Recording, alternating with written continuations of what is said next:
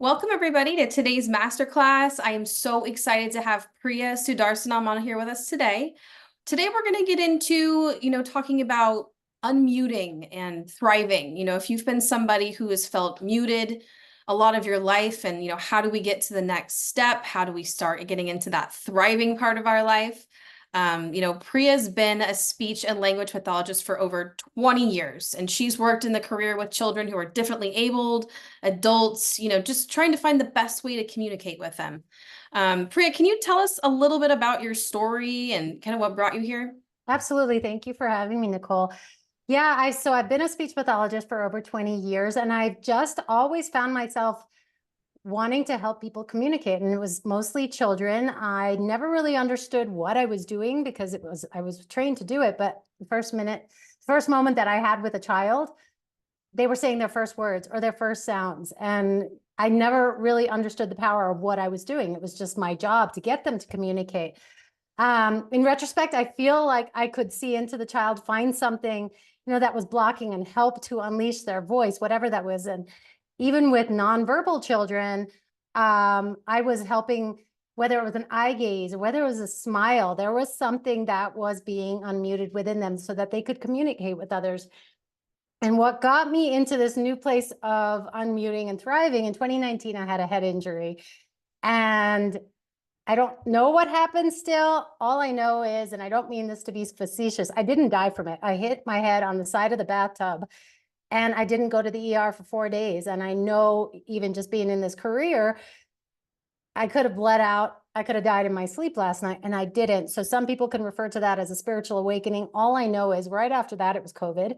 Everything about my life was staring at me, or just blank in my face. Everything, relationships, my career, my purpose. Like, is this really my life? And it just catapulted me into this world of learning, trying to find all the spiritual work and teachers and programs and deep diving into myself. And my life started to change. And it was a painful process.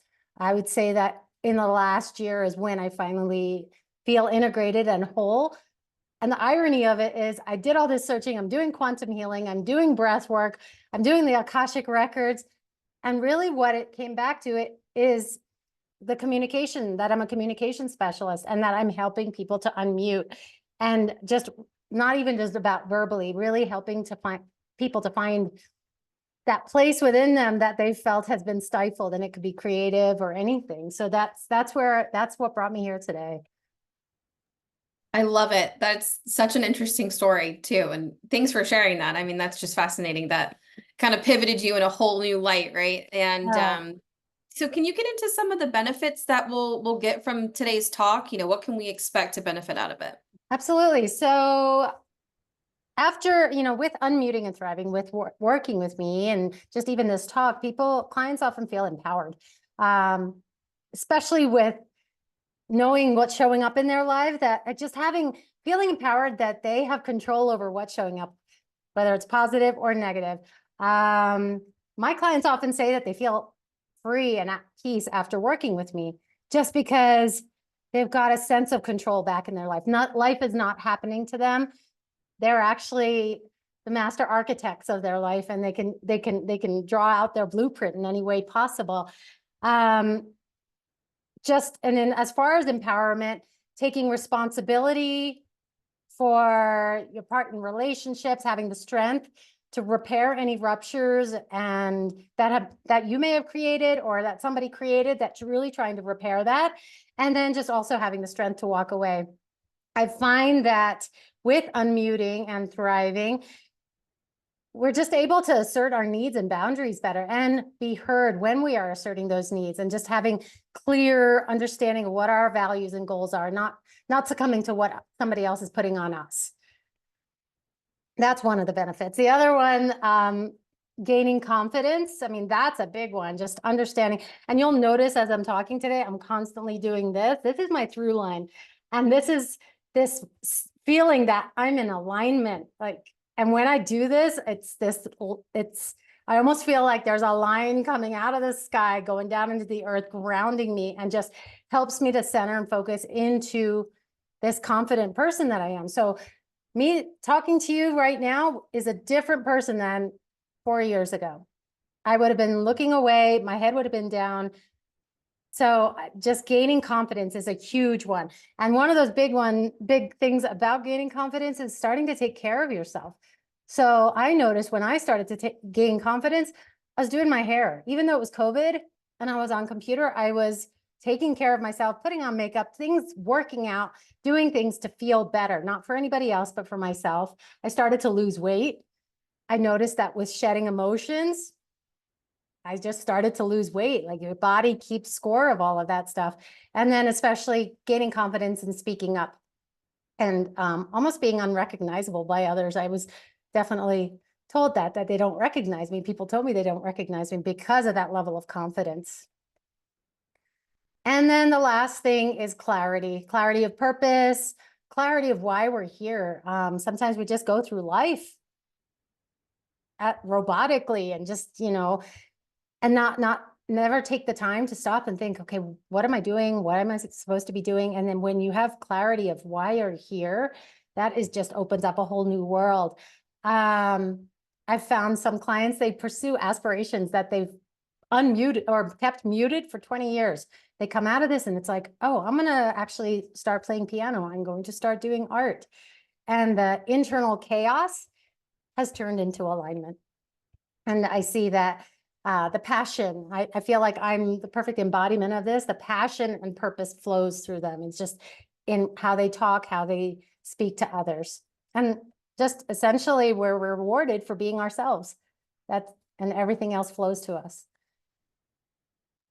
I love it. Perfect. Really, really good benefits of that too. It's so important. And what are some of the misconceptions surrounding like unmuting and doing this work? What are some of the myths that you found with this? Yeah, so first myth is that unmuting is just about speaking up. Definitely not. Unmuting is about being true to ourselves. Like I said, tapping into those parts of ourselves that have remained dormant and silent for too long. It could be in creative outlets, art, music, dance, even tattoos, which I got during this period. That was my form of unmuting. It's something that I always wanted. Unmuting is a gift to others. When we live authentically, we give others around us permission to break free too and find authenticity within themselves. So it has this ripple effect, which is beautiful. I see things as scaffolding. So unmute, it's breaking free from this protective scaffolding that was placed around us. So whether it's from our families, whether it's society, whether it's culture, whether it's religion, it's this protective scaffolding. And it's about breaking free from that scaffolding and not pushing away parts of ourselves, but actually integrating all those parts into ourselves so we feel whole. Speaking up gets you, I mean, this is a huge one for me. Speaking up and unmuting gets you in trouble and makes you vulnerable and weak. So very early on, I created a subconscious belief that if I spoke up, I was going to get in trouble. This goes back to when I was 6 and probably why I went into speech therapy for something so innocent and something that I was so excited about as a 6-year-old. I was told, shut up. That alone was enough for my subconscious mind to start saying, you're going to get in trouble every time you speak up. So shut up, just keep quiet, but absolutely not. That's a myth. Being vulnerable and owning it is the new cool. It's a sign of bravery. And then how someone reacts to you when you're speaking up or unmuting is it's not our problem. It's not for us to burden ourselves with. It's something that the other person needs to work through. I find that assertiveness is a sign of self-respect and self-worth. There's an art to it because just because I'm unmuting and let's say for me it's verbal communication, doesn't mean I'm all of a sudden going to start being really nasty and say whatever I want without thinking about it.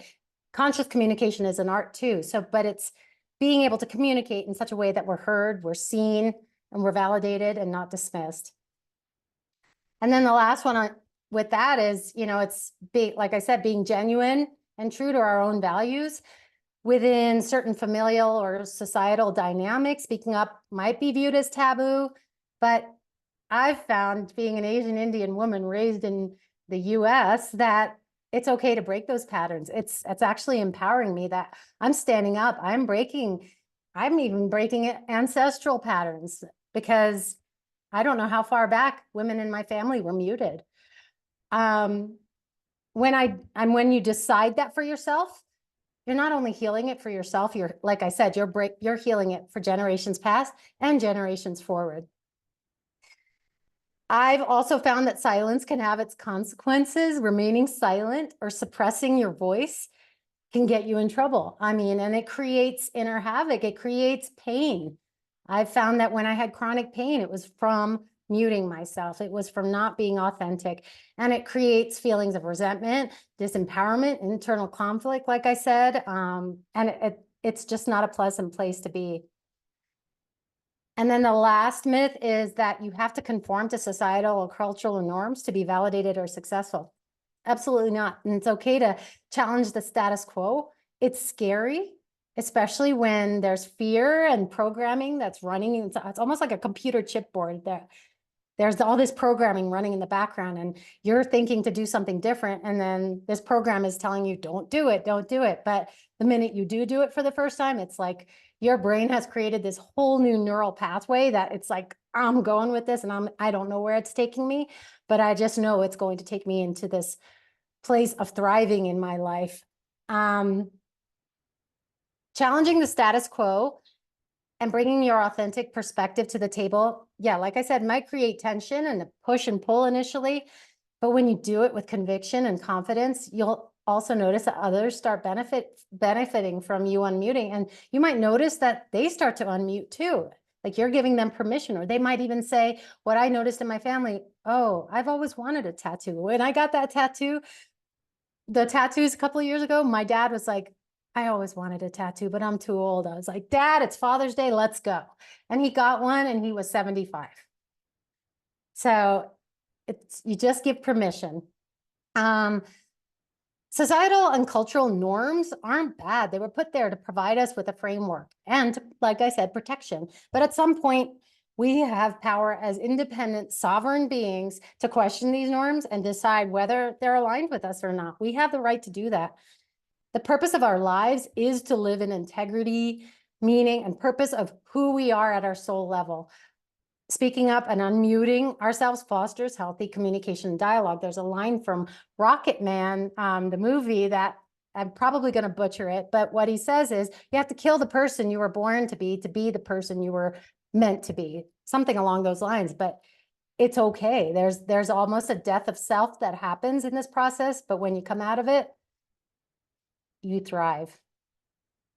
Awesome. And I've already heard some that you've kind of had these moments yourself, like those been there moments, with yourself, even watching your dad kind of go through it. Do you have any other, those been there moments within yourself or with clients that you've seen this kind of unmuting process? Absolutely. With the clients I've worked with, whether it was in my traditional speech therapy or whether I was moving into this new place of being a conscious communication mentor, I've seen clients who have felt stuck. And then when they unleash that voice within them, it's like they're unstoppable. And I get feedback about where they're going in their lives. They were scared and fear held them back, but then they've been able to express themselves in their own way and free themselves. It's about freedom. These clients have felt stuck their whole life, muted, unheard, unseen, and they've been able to come out of their own internal prison, free themselves from depression and anxiety. And like I said before, release physical pain. Even with the children that I worked with, when others wanted to diagnose the child with behavioral issues and label them for life, once they started speaking or finding their own way to communicate, they started thriving. I've also been there when people have connected to higher versions of themselves, their lives and change and everything in their external world shifted when they shifted internally, and then they're lit up by finding joy that's in them. They're empowered by sharing their story. They silence their inner critic. Those are just two amazing, ways that I've seen that it benefit my clients. Excellent, excellent. So now I kind of want to get into how do we start this process? Where do we begin? We're starting the process of unmuting. What's the first thing that we need to do? Absolutely. So first thing, and I want to get into this about where are we now and where do we want to be.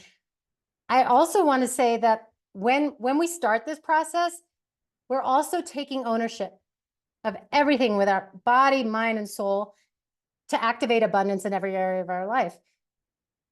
As much as it's hard to admit, and when we start this process, our external reality is often a reflection of what's going on internally, and we unconsciously bring people and situations into our life that reflects what needs to be healed within us. I've experienced this myself the last 4 years. And so we can truly have the life that we desire if we can get out of our own way. And all the answers lie within us. So in this first process of looking at where we are now, where do we want to be? It's to really bring out the answers within us. People have often referred to me as a healer. What I've come to learn is I'm not a healer. True healer doesn't just do something to someone to heal them. I'm a facilitator, and I'm just bringing out the inner healer in the person that I'm working with. So the first thing, as I mentioned, where are we? Where are you now versus where do you want to be? Getting raw and real and honest with where we are. So looking at every area of your life, 10 areas that come to my mind: career and work, finances, health and wellness, relationships, personal development, spirituality, leisure and fun, contribution and life purpose, and maybe even environment. Like where do you want to be in this world? And like I said, getting raw and real. One of my mentors has taught me that term, but it's actually getting brutally honest with yourself. When I did this, and when I rated these areas on a scale of 1 to 10, when I first did this process, I was a 10 in everything. I thought, wow, life is good. And then I did an exercise, and after that exercise, I realized, wow, I'm a 1 in all of these areas. So really, and then I had 15 pages to journal on each of these areas, and wrote down all the things that I don't like. After that, just on looking at whether you want to work on one area at a time or working on multiple areas, and what's your desired state. So as far as relationships goes, do you want to attract a person who understands you, willing to do the work with you, loves you unconditionally, not just in words and in actions, really getting as detailed as you want in every one of those areas? With career and work, something that lights me up every day. I get it's 6 o'clock in the morning and I'm excited because my day is full of purpose. So really, that's what I found is the first step. Where are you now? Where do you want to be? Excellent. Awesome. So, once we identify, okay, I'm here. I know these are the stress points in my life. I know I need to work on this. This is where I'm at. What's the next step? What's the second phase of this process? So what I found, the next step after that is healing and release. Now, healing is a buzzword. Everybody's talking about healing these days. And healing really is about feeling into those parts within ourselves. It's not about, like I said, not about somebody doing something to you. Of course, massage is great, and there's definitely modalities that can facilitate the healing, but actually tuning into your body. So this is somatic work. There's a really great book, The Body Keeps the Score, and that's for all of our experiences. There's memory of it within our body. And so that's the somatic work, is actually tuning into where do we feel that things are stuck? Could be in our gut.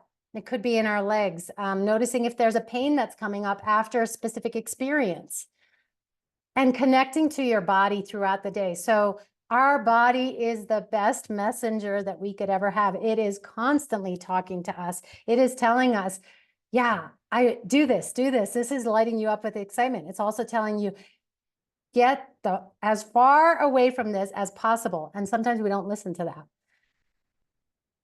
I find that dialoguing with our body is a really nice thing to do. So if I feel that something in my gut, I can actually have a conversation saying, all right, what's causing this pain?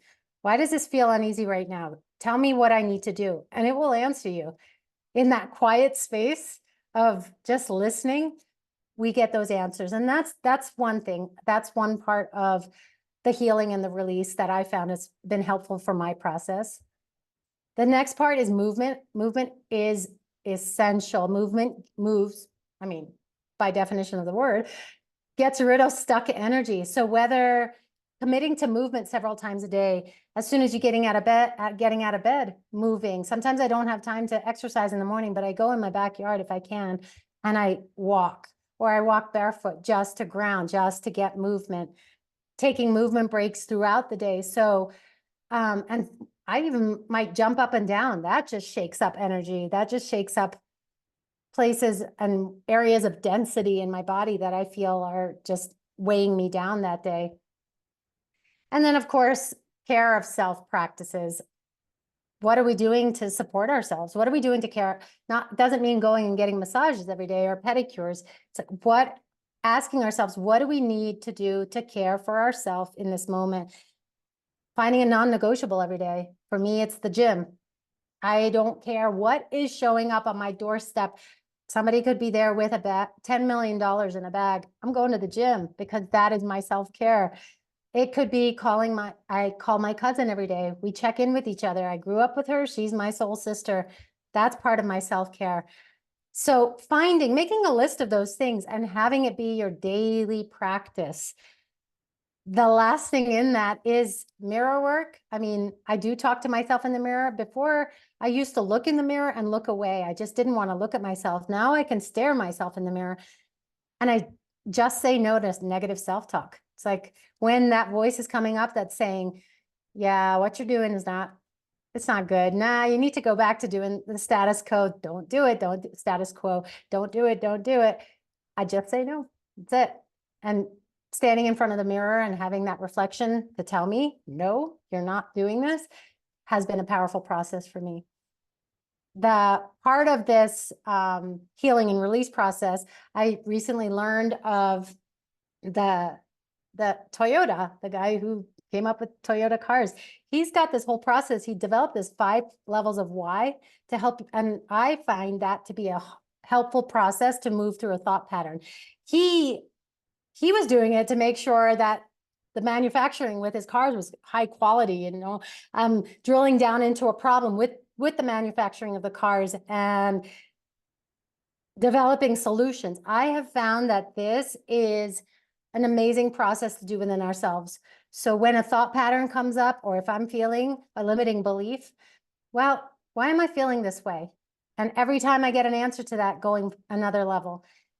At the end of those 5 questions, I find you have a pretty solid solution for what you need to do. So that process with cars is amazing to do in our life. I love that you found something that, some big wheel car manufacturer used, right? Because I guess you could look at your body as a machine or something like Yeah. that, and we have to be able to tap in and where are we off? We really need to get into this healing and releasing. That's perfect. I love that so much. And okay, great. So, we did identifying, where we're at, where we want to be, healing and releasing, doing that. And what would be step 3? What's the third phase of unmuting? Absolutely. Integration. We have to integrate all those different parts of ourselves. Once we heal, there's just so much, and you could be left wide open. And it's about integration and bringing all those parts into yourself. And like I said, I draw that line down my center line, because that represents integration for me. It's a daily conscious communication practice, listening and speaking, and really learning to be the observer. We don't have to react. Often when we're reacting, it's not affecting the other person, it's affecting us. So really, I might even move my body back and step back, and in a situation, and I've learned to look at it and be like, that's interesting. That's interesting. Learning to listen, that has really helped in my integration process, because I'm not in it anymore. I'm on the outside of it, observing. And then learning when I need to be in it. So it's a dance, learning that dance. We are our biggest teachers. I learn from every action and thought that I have. Journaling. I'm not big into journaling. I used to once upon a time, and I don't journal it as much as I like to, but I definitely bring my pen to paper at least, I mean, multiple times a day, even if it's writing down a word, because that is myself telling me something that's very important. The notebook's not going to make sense to everyone, but it's going to make sense to me when I look at it. And often when I've written that one word, I open it at a random time, it's so powerful and it's giving me information. The other thing, as far as integration, is being conscious of the words you use. I remember just recently, I was going somewhere and I took the wrong direction. It should have taken me 3 minutes according to Google Maps. It took me 20 minutes. And when I got back and everybody was waiting for me, I said, I'm such a dumbass.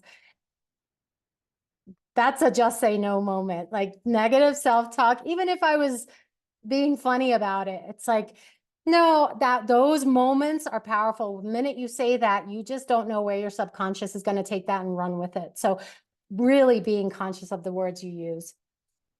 I found setting clear goals and intentions is key. Went to a personal development event for 3 years ago, and one of the tasks that he gave us is, all right, you've got your intention, you've got your mechanism. What percentage of your intention and mechanism is going to give you 100% of the results? We're all in our groups. I mean, we were discussing it for 30 minutes, and it was like 50-50, 80-20.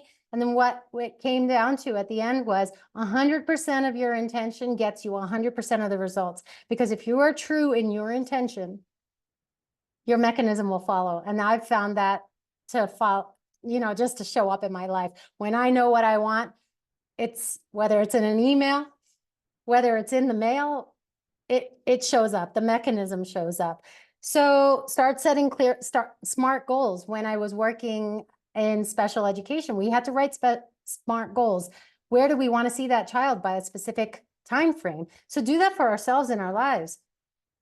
As lofty as we want to be, lofty goals are just really magnificent goals. So by December 2024, I'm going to make my first $1 million.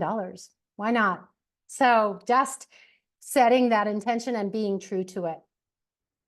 Even if it's going to the store, my intention now is to get gas. My intention now is just to go to the store and get some vegetables, and then I'm coming home. I find that process of intention drives everything. And the last thing is assuming that it's already done. I love this part. When we were children, we were daydreaming. And at some point, we go to school and we're told, stop daydreaming. Daydreaming is the magic. So actually, I could spend my entire day in this fantasy world where I'm creating the life that I want. And that's the magic. That lights you up. And it's that feeling state that's going to draw those opportunities to us that are in line with us. It's, and being responsible for our thoughts. It can work against us too. When we actually tune into I don't want to use the word negative, but the things that aren't so aligned with us in our life, and we're like, yep, waking up, oh, I know that's going to happen again. And then it shows up in our life. We create a loop that we're validating that. So we could shift it and move it towards things that we want. So being responsible for our thoughts. And like I said, getting back into that daydreaming state, and acting like you already have it. So every day, I'm acting like I already have things that I don't have yet. They haven't shown up in my physical world, but I'm acting like it. And that shows through in all the other places that we talked about as far as clarity and confidence. Awesome. Yes, we need to get back to daydreaming, get back to manifesting. I love it. Love it. And I feel like there's probably ways we might be able to mess this up, the road bumps or wrong turns. Where do you see people messing this up in this process? Yeah, I can definitely speak to this because I've done it too. First thing is expecting immediate results. We think that we want something and we want it now. And because it's not showing up, then we let it go instead of just staying true to it and staying with that daydream. Let go of the timeline of when it's supposed to happen. Just take actionable steps towards what you want and let go of the when, and it will show up. And I find it's almost like I wake up thinking, what universe, what are you going to surprise me with today? It's like, I don't know what's going to show up, but I'm open to it. And this journey is lifelong. So if we expect things instantly, you know, where it's only going to lead to disappointment. But when if we just expect that the things that we want are going to show up and let go of the timeline, then it's just magic. The other thing is judgment and self-criticism. We're our biggest critic, you know, but also using that observer when stepping away from yourself and being the observer when you notice that criticism. I have these conversations with that criticism where I see it sitting on my shoulder and it's like, and then I use my 5 levels of why to move through that judgment and criticism. When I see that showing up, I notice it's an old pattern. It's part of that computer chipboard that was there. And it's just a remnant blueprint that's there that just is waiting to be dissolved. I offer it love. I know that sounds a little, you know, woo, but it is just offering it love because it was there at one point to serve me. I use the judgment and criticism almost as a mirror to show me what I still need to work on. Like I said, this journey is lifelong. So what else do I need to work on? And it's not even just judgment and self-criticism of self. It's judgment and judgment and criticism of others too. So if I find myself in judgment and criticism of people around me because of something, that I can step back and say, all right, what is this bringing up for me? What part of this is it bringing up for me? And the last thing in this part is dwelling in the past.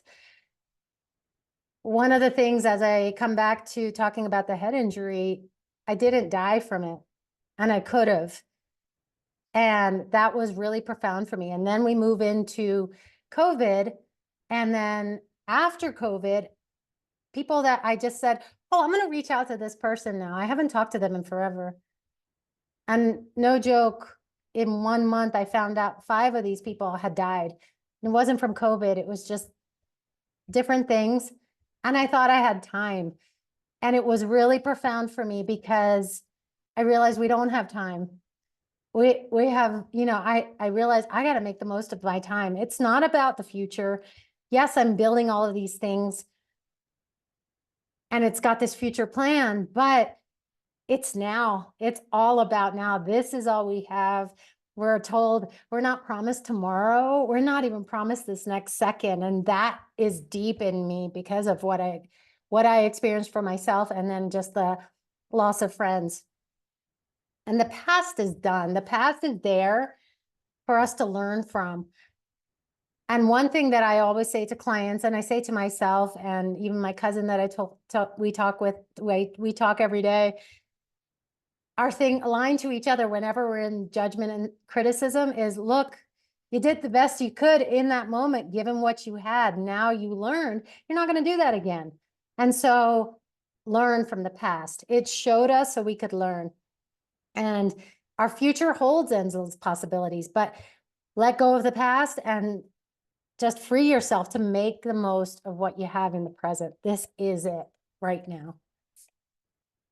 Awesome. I am feeling very empowered, right? I'm feeling like this is all attainable. Like we can do this. There's easy steps to take to make sure that we're thriving. And I feel like people are going to want to know more about you and your story and, you know, what you're doing.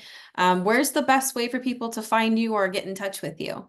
So I have everything getting worked out right now. You can email me at priya@priyasudarsanam.com. I'm on Instagram, Unmute with Priya, Facebook under my name as well. And my website, www.priyasudarsanam.com.